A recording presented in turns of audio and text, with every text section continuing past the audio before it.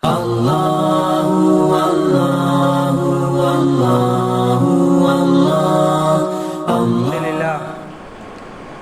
لله نحمده ونستعينه ونستغفره ونؤمن به ونتوكل عليه ونعوذ بالله من شرور أنفسنا ومن سيئات أعمالنا من يهده الله فلا مضل له ومن يضلل فلا هادي له ونشهد أن لا إله إلا الله وأشهد أن محمدا عبده ورسوله أما بعد فإن خير الحديث كتاب الله وإن خير الهدي هدي محمد صلى الله عليه وسلم وشر الأمور محدثاتها وكل محدثة بدعة وكل بدعة ضلالة وكل ضلالة في النار. أعوذ بالله من الشيطان الرجيم. بسم الله الرحمن الرحيم. يا أيها الناس اتقوا ربكم الذي خلقكم من نفس واحدة وخلق منها زوجها وبث منهما رجالا كثيرا ونساء واتقوا الله الذي تساءلون به والأرحام إن الله كان عليكم رقيبا. يا أيها الذين آمنوا اتقوا الله حق تقاته ولا تموتن إلا وأنتم مسلمون. يا أيها الذين آمنوا اتقوا الله وقولوا قولا سديدا يصلح لكم أعمالكم ويغفر لكم ذنوبكم ومن يطع الله ورسوله فقد فاز فوزا عظيما. وقال النبي صلى الله عليه وسلم الإيمان الطهارة نصف الإيمان. رب اشرح لي صدري ويسر لي أمري واحلل عقدة من لساني يفقهوا قولي رب زدني علما رب زدنی علما. محترم حاضرین جمعہ، تمام قسم کی تعریف اور توصیف، کبریائی، بڑائی، بزرگی، عظمت، حمد و ثنا، تحمید، تحلیل، تکبیر اللہ رب العالمین کے لیے لائق اور زیبا ہے. بعد درود و سلام نازل ہوں انبیاء کرام کے سلسلے پر، بالخصوص نبی آخر الزماں، شافع المذنبین، سید المرسلین والاولین والآخرین، حضرت محمد بن عبداللہ صلی اللہ علیہ وسلم پر. پروردگار قیامت کے دن ہمیں آپ کے جھنڈے کے نیچے جمع ہونا نصیب فرما اور آپ صلی اللہ علیہ وسلم کی شفاعت بھی نصیب فرما، آمین. حضرات، آج کے خطبہ جمعہ کے لیے میں سب سے پہلے دور نبوی صلی اللہ علیہ وسلم کے عہد میں یا دور نبوی میں ہونے والے ایک واقعے کی طرف آپ کا اشارہ کرنا چاہتا ہوں یا آپ کی توجہ مبذول کرانا چاہتا ہوں. اس کے بعد میں آپ لوگوں کے سامنے کچھ باتیں رکھنے کی کوشش کروں گا. یہ روایت جو میں نے آپ کے سامنے پڑھنی ہے یا پیش کرنی ہے، تقریباً حدیث کی تمام کتابوں میں موجود ہے اور الفاظ کے کچھ فرق کے ساتھ. میں ان تمام روایتوں کو ایک ساتھ رکھ کر کے آپ کے سامنے اس کا خلاصہ پیش کرنا چاہتا ہوں. بخاری میں، مسلم میں، مسند احمد میں، ترمذی میں، ابو داؤد میں، نسائی میں، ابن ماجہ میں، یا اس کے علاوہ جتنی حدیث کی کتابیں بلوغ المرام سے لے کر کے تقریباً حدیث کی تمام کتابوں میں یہ واقعہ موجود ہے. راوی حدیث کہتے ہیں کہ رسول اکرم صلی اللہ علیہ وسلم کے زمانے میں رجلاً امرأةً او شاباً، نبی کریم صلی اللہ علیہ وسلم کے عہد اور زمانے میں ایک عورت، ایک مرد یا ایک نوجوان، راوی مختلف ہے اور انہیں شک ہے، مسجد نبوی میں رہا کرتے تھے. ان کا کام تھا جھاڑو دینا، مسجد کی صاف صفائی کرنا، مسجد کو درست رکھنے کی کوشش اور محنت کرنا. رجلاً سودا یا امرأةً سودا کے الفاظ بھی راوی بیان کرتے ہیں کہ وہ کالی عورت یا کالا مرد، حبشی رہا کرتے تھے. راوی حدیث کہتے ہیں کہ ایک مرتبہ اللہ کے رسول صلی اللہ علیہ وسلم مسجد میں آئے. بخاری اور مسلم کی روایت کے مطابق مسجد میں آئے اور دیکھا کہ وہ نہیں ہے. اور مسند احمد کی روایت میں جو صحیح روایت ہے کہ اللہ کے رسول صلی اللہ علیہ وسلم ایک بار قبرستان سے گزرے تو ایک نئی قبر دیکھی. دونوں صورتوں میں آپ نے پوچھا یہ کس کی قبر ہے، یا مسجد میں وہ شخص، وہ عورت جو رہتی تھی وہ کہاں گئی؟ صحابہ نے کہا اللہ کے رسول اس کی وفات ہو گئی، ہم نے دفن کر دیا. نبی کریم صلی اللہ علیہ وسلم نے پوچھا مجھے نہیں بتایا، مجھے خبر نہیں دی تم لوگوں نے؟ کہا آپ سو رہے تھے اور ہم نے آپ کی نیند میں خلل ڈالنا مناسب نہیں سمجھا. یا دوسری روایتوں میں آتا ہے ہم نے آپ کو بتانا مناسب نہیں سمجھا. راوی صحابی اس روایت کے جو راوی ہیں انہوں نے اس پر تبصرہ کیا کہ ان لوگوں نے اس عورت کو حقیر سمجھا، یا اس آدمی کو حقیر سمجھا، کمتر سمجھا، اور یہ مناسب نہیں سمجھا کہ اتنے معمولی آدمی کی وفات پر رسول اکرم صلی اللہ علیہ وسلم کو خبر دی جائے یا آپ صلی اللہ علیہ وسلم کے آرام میں خلل ڈالا جائے اور آپ کو اٹھا کر کے قبرستان لے جایا جائے یا جنازے کی نماز میں شرکت کے لیے اٹھایا جائے۔ رسول اکرم صلی اللہ علیہ وسلم کو جب بتایا گیا تو راوی کہتے ہیں کہ اللہ کے رسول صلی اللہ علیہ وسلم قبرستان گئے، فصفا وصلی، آپ صلی اللہ علیہ وسلم کے ساتھ جتنے لوگ تھے ان کی صف بندی کروائی اور قبرستان پہ کھڑے ہو کر کے دوبارہ جنازے کی نماز پڑھی، اور جنازے کی نماز پڑھنے کے بعد صحابہ کی طرف متوجہ ہوئے اور کہا کہ قبر ظلمت کی وجہ سے بھرے ہوئے ہوتے ہیں، میرے نماز پڑھ دینے کی وجہ سے اس میں اجالا آ جاتا ہے، اس میں ایک طرح کی روشنی پیدا ہو جاتی ہے۔ یہ دور نبوی صلی اللہ علیہ وسلم کا ایک واقعہ ہے جو حدیث کی تقریباً تمام ترین کتابوں میں موجود ہے۔ جتنی حدیث کی کتابیں ہیں تمام حدیث کی کتابوں میں یہ بات موجود ہے۔ سب سے پہلی جو بات اس روایت سے میں آپ لوگوں کے سامنے رکھنا چاہتا ہوں، جو ہمارے ذہن میں آتی ہے، یہ کہ عموماً مسجد کے اندر ذمہ داریاں نبھانے والے لوگوں کو انسانی فطرت کے مطابق لوگ حقیر سمجھتے ہیں، انہیں ہر حالت میں ہر صورت میں پریشان کرنے کی کوشش کرتے ہیں، ایک فطرت ہے۔ روایت میں آتا ہے رسول اکرم صلی اللہ علیہ وسلم کے صحابی بول رہے ہیں، کہہ رہے ہیں خود کہ لوگوں نے اس لیے رسول اکرم صلی اللہ علیہ وسلم کو نہیں بتایا کہ انہوں نے اس کو حقیر سمجھا، یہ جاننے کی کوشش کی کہ ایک معمولی شخص کی وفات پر، ایک معمولی کالی عورت کی وفات پر رسول اکرم صلی اللہ علیہ وسلم کی نیند میں خلل ڈالی جائے، آپ کے آرام میں خلل ڈالا جائے، آپ کو اکٹھا کر کے بلا کر کے لایا جائے اور آپ صلی اللہ علیہ وسلم کو جنازے کی نماز کے لیے کہا جائے۔ یہ ایک فطرت ہے، لیکن شریعت کیا فطرت مانتی ہے، شریعت کیا چاہتی ہے؟ رسول اکرم صلی اللہ علیہ وسلم نے اپنے دور میں میرے علم کی حد تک 2 ہی بار جنازے کی نماز کے بعد جنازے کی نماز پڑھی ہے۔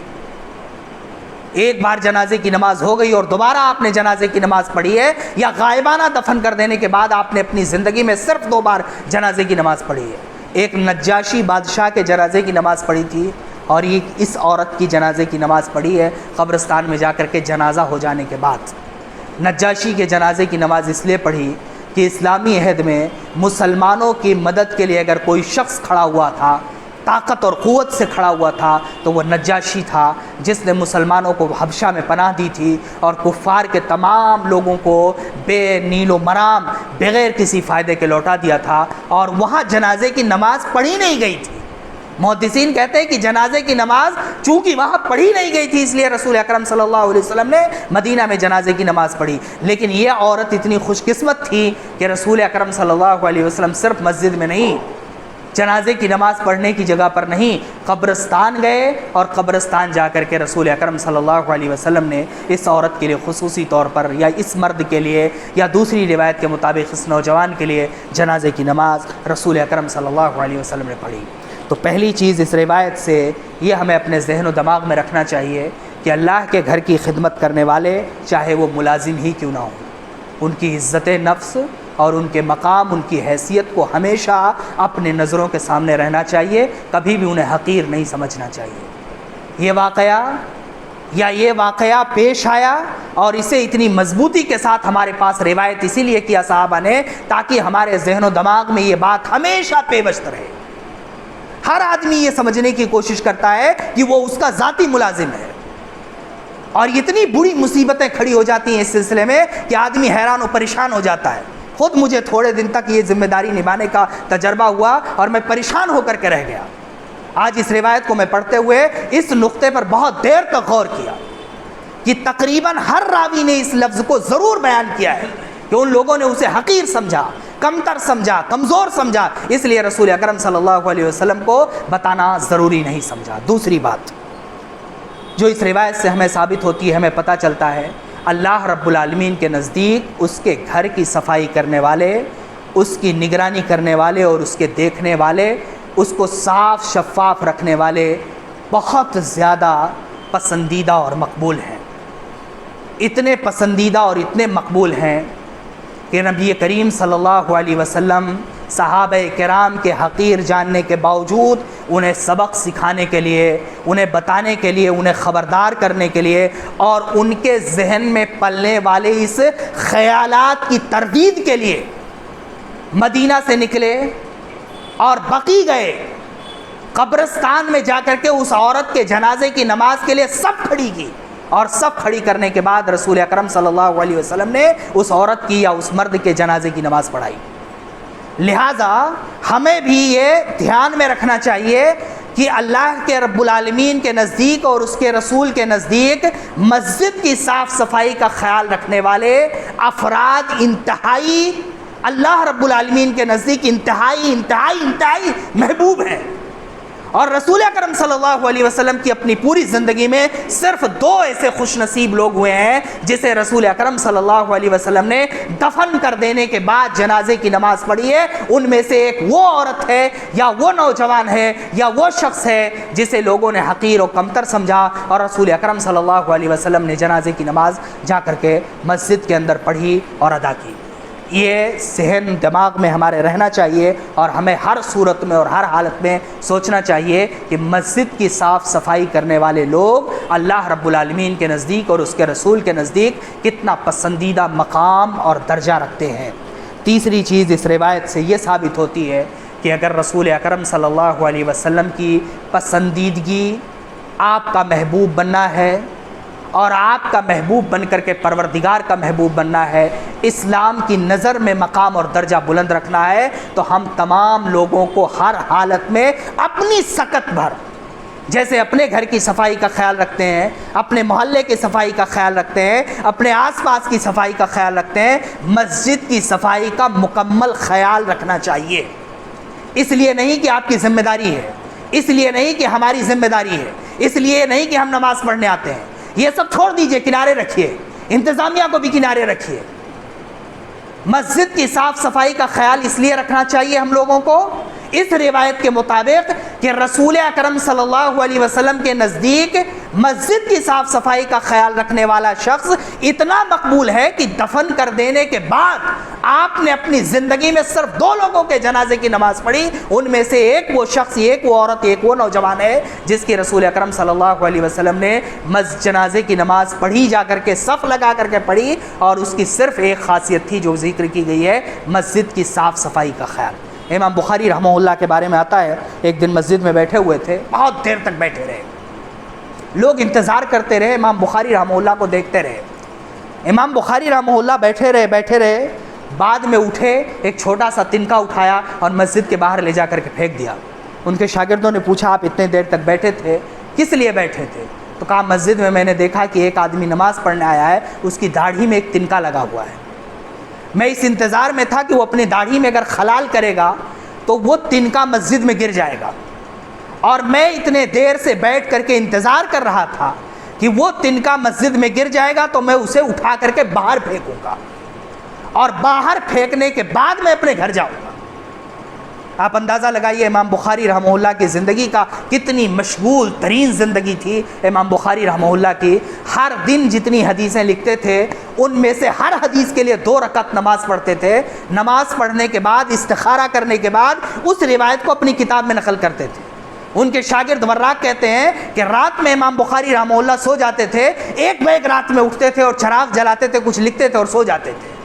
اتنی مشغول ترین زندگی گزارنے کے بعد امام بخاری رحمہ اللہ مسجد میں بیٹھے رہے، اور صرف اس لیے بیٹھے رہے، اس انتظار میں کہ اگر اس آدمی کے داڑھی سے وہ تنکا گر جائے گا تو میں اٹھا کر کے اسے مسجد سے باہر پھینک دوں گا اور وہ ثواب حاصل کرنے کی کوشش کروں گا جو مسجد کی صاف صفائی کے بدولت اللہ رب العالمین دیتا ہے،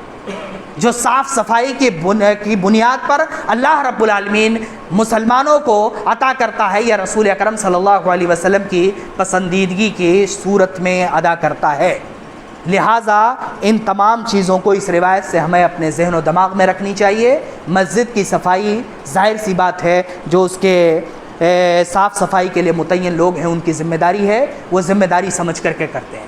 لیکن مسجد کی صفائی ہر ایک اس شخص کو کرنی ہے جو آدمی مسجد تک آتا ہے اس لیے کہ اس کی آخرت بنے گی، اور یہ سودا ہے آخرت کا، دنیا کا نہیں۔ لہٰذا ہم جس طریقے سے ہو سکے اپنے مساجد کا خیال رکھیں، ان کی صاف صفائی کا خیال رکھیں، اور اس کے ساتھ ساتھ مسجد کو صاف ستھرا رکھنے میں جس طریقے سے جتنی بھی اور جیسی بھی مدد ہو سکے وہ مدد ہر صورت میں کرنے کی کوشش کریں۔ اللہ رب العالمین ہمیں کہنے سننے سے زیادہ عمل کرنے کی توفیق دے۔ وآخر دعوانا الحمدللہ رب العالمین۔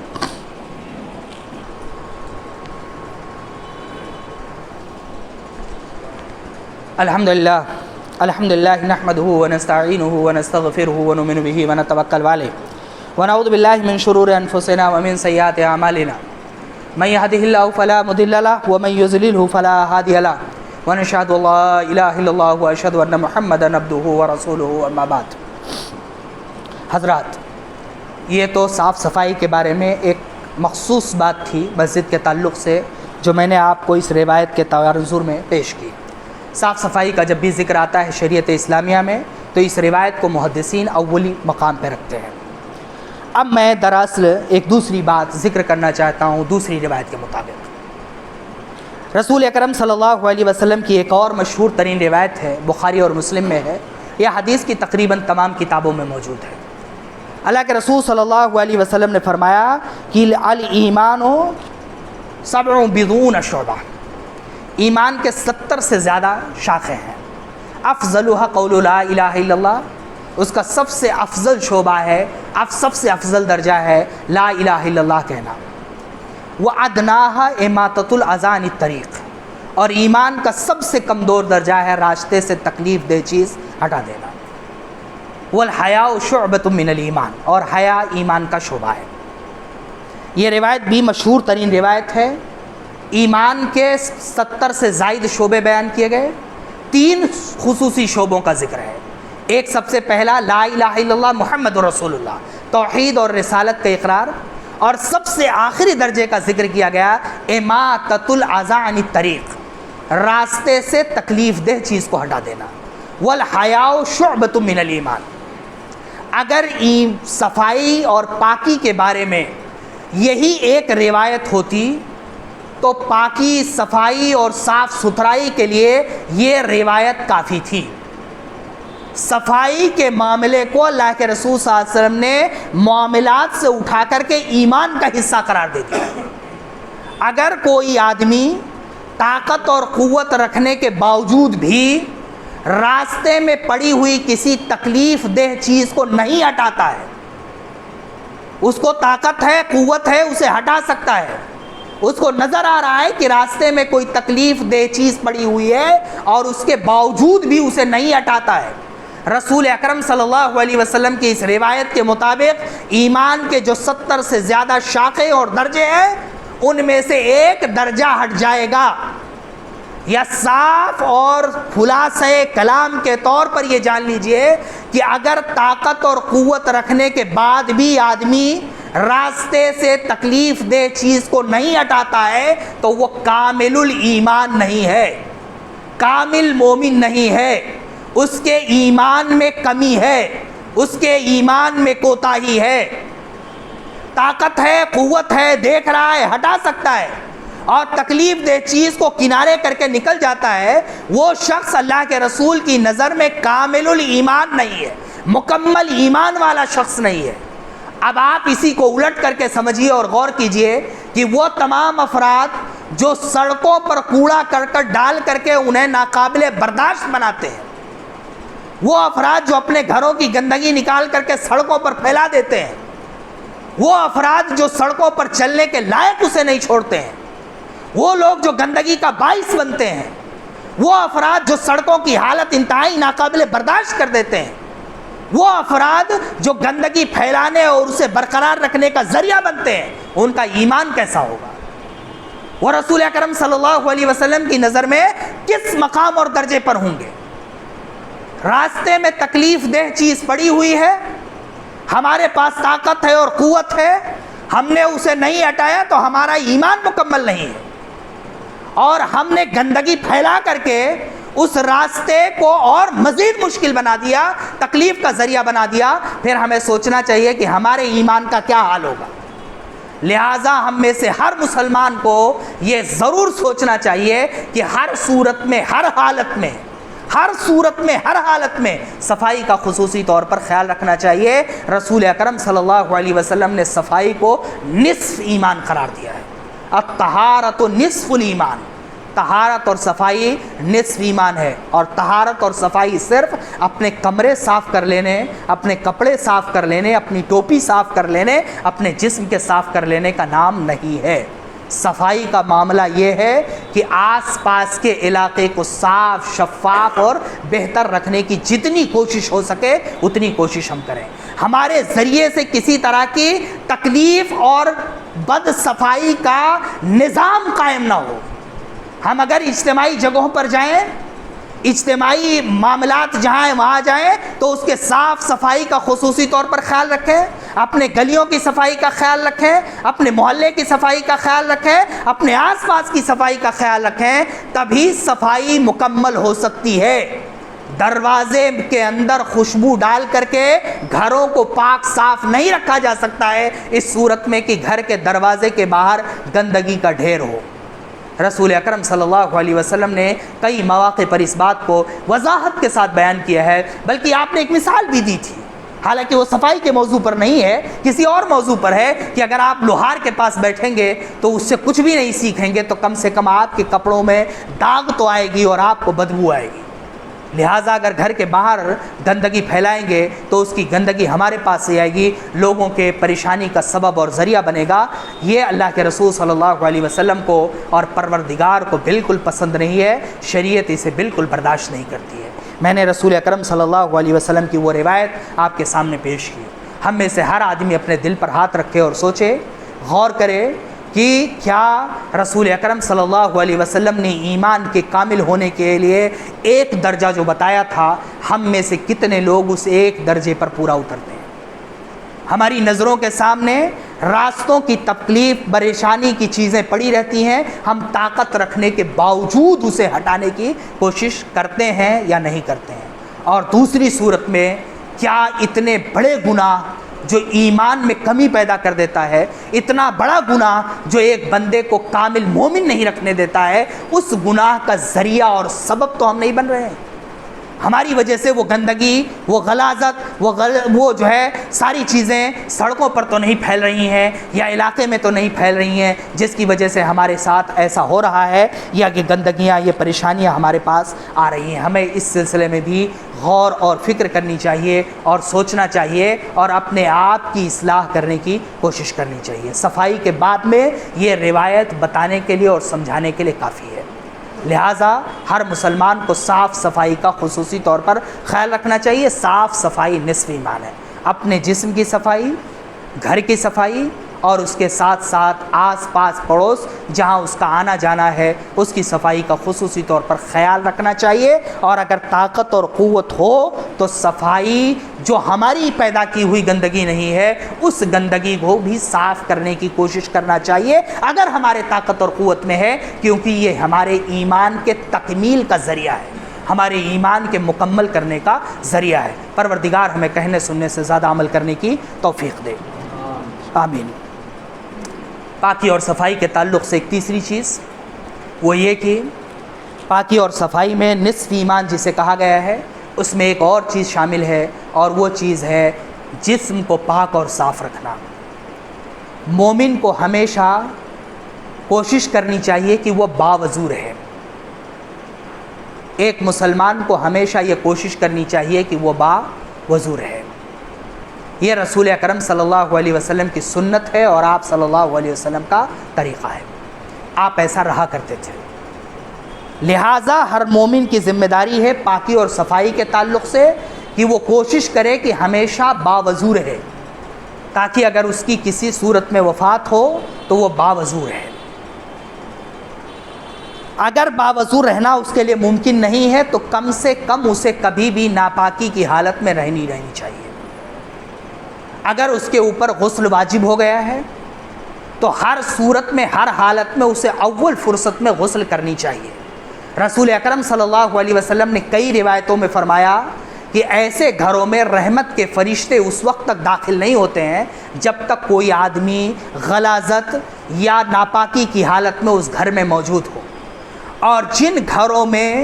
فرشتوں کا آنا جانا بند ہو جاتا ہے، ان گھروں میں شیاطین اپنا بسیرا جما لیتے ہیں، اور پھر نہ ان گھروں میں برکت بچتی ہے، نہ ان گھروں میں سکون بچتا ہے، نہ ان گھروں میں اطمینان بچتا ہے، نہ ان گھروں میں رشتے کی آپس کی محبت بچتی ہے، اور نہ ہی ان گھروں میں صلہ رحمی کا کوئی ذریعہ بچتا ہے۔ پھر مختلف جگہوں پر، مختلف علاقوں میں، مختلف اشخاص کے پاس برکت کی دعائیں کرواتے ہوئے، سکون کے لیے دعائیں کراتے ہوئے، اطمینان کے لیے دعائیں کراتے ہوئے، رشتوں کے برقرار رکھنے کے لیے دعائیں کراتے ہوئے پھرتے ہیں، لیکن یہ سوچنے کی کوشش نہیں کرتے ہیں کہ آخر وجہ کیا ہے کہ ہمارے گھروں سے یہ تمام برکتیں چلی گئیں۔ لہٰذا مومن ہونے کے ناطے پاکی اور صفائی کے لیے ہر مومن کی ذمہ داری ہے کہ وہ شخص ہمیشہ باوضو رہے، اور اگر باوضو رہنا اس کے لیے ممکن نہیں ہے تو کسی صورت میں بھی وہ شخص غلاظت کی حالت میں، ناپاکی کی حالت میں، حد سے حد جتنا ممکن ہو سکے جلدی سے جلدی اس ناپاکی کو اپنے آپ سے دور کرنے اور پاک صاف رہنے کی کوشش کرے، کیونکہ ایسے گھروں میں فرشتوں کا نزول بند ہو جاتا ہے، علاقوں اور جگہوں میں فرشتوں کا نزول بند ہو جاتا ہے، اور جہاں سے فرشتوں کا نزول بند ہو جاتا ہے وہاں شیاطین غلبہ حاصل کر لیتے ہیں، اور وہ پھر چین سکون سے لے کر برکت تک سب چاٹ جاتے ہیں، کچھ بھی باقی نہیں بچتا ہے۔ دوسری چیز اسی سلسلے میں ایک اور کہ اللہ کے رسول صلی اللہ علیہ وسلم نے کئی روایتوں میں فرمایا کہ شیاطین کے رہنے کی جو جگہیں ہیں جہاں وہ رہتے ہیں، ایک لیٹرین باتھ روم کا ذکر کیا، قبرستان کا ذکر کیا، اسی میں ایک جگہ کا لفظ استعمال کیا، مزبلہ۔ مزبلہ کہتے ہیں کوڑا کرکٹ جمع کرنے کی جگہ۔ جس جگہ میں کوڑا کرکٹ جمع کی جاتی ہے وہاں شیاطین رہتے ہیں، لہٰذا جہاں جہاں کوڑا کرکٹ جمع کیا جائے گا، اگر گھروں میں جمع کیا گیا تو وہاں، گھروں کے باہر جمع کیا تو وہاں، کونے میں جمع کیا تو وہاں، جہاں جہاں آپ جمع کریں گے وہاں شیاطین کے رہنے کی جگہ پیدا ہو جائے گی، اور جتنا شیاطین کے رہنے کی جگہ پیدا ہوگی، جتنا وہ آپ کے قریب آنے لگیں گے، جتنا آپ کے پاس آنے لگیں گے، اتنا ہی زیادہ آپ پریشان، ہم اور آپ اور تمام لوگ پریشان ہونے کے کگار پہ پہنچ جائیں گے، اور ان کے ذریعے سے نقصان لازمی ہوگا،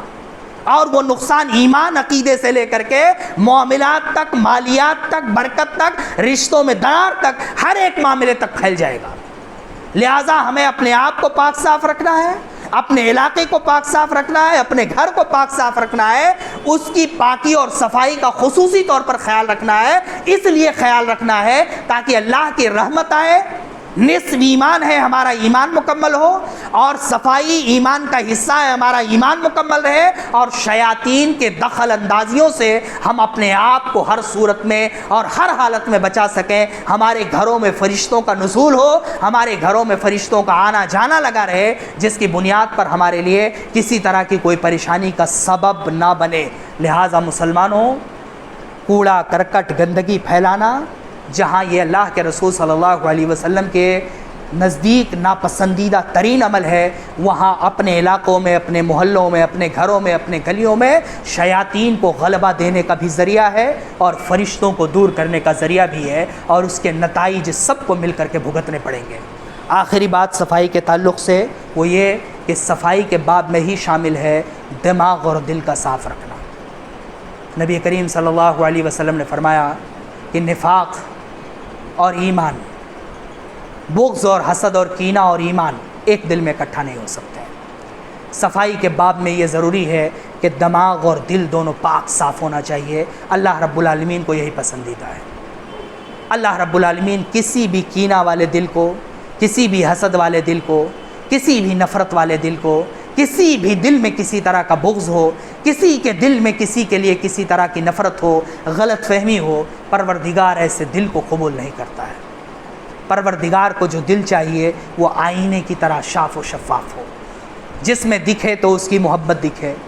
جس میں دکھے تو اس کے رسول کی محبت دکھے، اور جس میں دکھے تو اس کے شریعت کا آئینہ دکھے۔ اگر یہ دل ہمارے پاس ہے تو اللہ رب العالمین کا شکر ادا کریں، اور اگر یہ دل ہمارے پاس نہیں ہے تو اول صورت میں ایسا دل پیدا کرنے کی کوشش کریں. نہیں، اللہ رب العالمین کو اس دل کی بالکل ضرورت نہیں ہے جس کے کسی گوشے میں کسی کے لیے نفرت ہو، جس کے کسی گوشے میں کسی کے لیے بغض ہو، جس کے کسی گوشے میں کسی کے لیے نفرت ہو، جس کے کسی گوشے میں کسی کے لیے حسد ہو، نفرت ہو، بغض ہو، کینہ ہو، غلط فہمی ہو، غصہ ہو. یہ تمام شیطانی صفات ہیں اور اللہ رب العالمین دل میں پسند نہیں کرتا ہے. لہٰذا دل کو بھی پاک اور صاف رکھنا چاہیے. یہ بھی اسی نصف الایمان میں داخل ہے. جو صفائی کو نصف ایمان کہا گیا وہ نصف ایمان کے باب میں یہ بھی داخل ہے. اور تیسری اور آخری چیز اس بات کی جسے میں کہہ کر کے اپنی بات ختم کروں گا وہ ہے عقیدے کی صفائی، عقیدے کی پاکیزگی. عقیدہ خالص ہو، کتاب و سنت کا ہو، وہ بھی اسی نصف ایمان میں داخل ہے. لہٰذا خلاصے کے طور پر یہ کہ ہمیں آپ کو اور تمام لوگوں کو پاکی صفائی کا خصوصی طور پر خیال رکھنا چاہیے. اپنے آپ سے شروعات کرنی چاہیے. اپنے عقیدے کی پاکی، خالص وہ عقیدہ ہو جو اللہ کے رسول اور اس کے صحابہ کرام کا تھا. کلہم فی النار الا واحدۃ ما انا علیہ واصحابی. صحابہ نے اس سے کہا کہ 73 فرقے ہوں گے، 72 لوگ جہنم میں جائیں گے، 72 گروہ جنت میں جائیں گے، ایک جنت میں جائے گا. قیل من یا رسول اللہ، کہا اللہ کے رسول صلی اللہ علیہ وسلم وہ کون ہوگا؟ کہا ما انا علیہ واصحابی، جس پر میں ہوں اور میرے صحابہ ہیں. لہٰذا پاکی اور صفائی کی شروعات یہاں سے ہونی چاہیے. ہمارا ایمان پاک صاف ہو کر کے وہ ہو جو صحابہ کا تھا اور رسول اکرم صلی اللہ علیہ وسلم کا تھا. اس کے بعد اپنے جسم کی صفائی کا خیال رکھنا چاہیے، اپنے گھر کی صفائی کا خیال رکھنا چاہیے، اپنے محلے کی صفائی کا خیال رکھنا چاہیے. محلے کے آس پاس وہ علاقے جو ہماری دسترس میں آتے ہیں ان کی پاکی اور صفائی کا خیال رکھنا چاہیے. بالخصوص اپنے مساجد کو پاک صاف رکھنے کی، انہیں درست رکھنے کی کوشش اور محنت کرنی چاہیے، اس لیے کہ یہ ہمارے ایمان کے تکمیل کا ذریعہ ہے اور اللہ رب العالمین کے نزدیک ہمیں بلند مقام اور بلند درجے پر پہنچانے والے ہیں. پروردگار ہمیں کہنے سننے سے زیادہ عمل کرنے کی توفیق دے. پروردگار جب تک ہمیں اس دنیا پہ زندہ رکھ، ایمان، اسلام اور دین پر زندہ رکھ. پروردگار جب ہمارا خاتمہ ہو تو ایمان پر، دین پر اور اسلام پر ہو. پروردگار ہم میں جو بیمار ہیں انہیں شفائے کلی عطا فرما. اللہ رب العالمین ہم میں سے جو انتقال کر گئے ہیں ان کی قبروں کو نور سے بھر دے، انہیں جنت الفردوس میں اعلیٰ سے اعلیٰ مقام دے. اللہ رب العالمین دنیا میں مسلمان جہاں کہیں بھی پریشان حال ہیں، رب العالمین ان کی پریشانیوں کو دور فرما، غیب سے ان کے مدد کی کوئی سبیل عطا فرما.